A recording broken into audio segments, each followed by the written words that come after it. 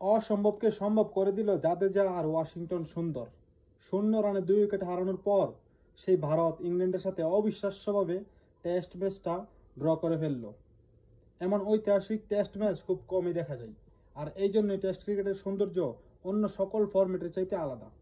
অনেকের কাছে পছন্দ টি20, অনেকের কাছে ওয়ানডে, কিন্তু টেস্ট ক্রিকেটের রাজা, এতে কোনো সন্দেহ নাই।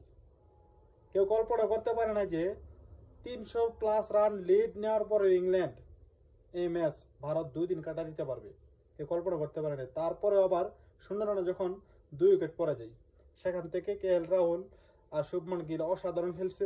শুভমান গিলের সেঞ্চুরি, KL রাহুলের দুর্ভাগ্যবশত 90, আর জাদেজা তো সেঞ্চুরি। জাদেজার কথা আলাদাভাবে বলতেই হবে।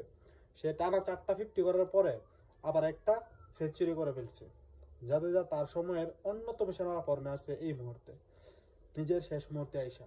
আর ওয়াশিংটন সুন্দর আজকে সে দেখা দিছে যে জাদেজার মতন, অক্ষর প্যাটেলের মতন সেও একজন স্পিন অলরাউন্ডার ভারতের।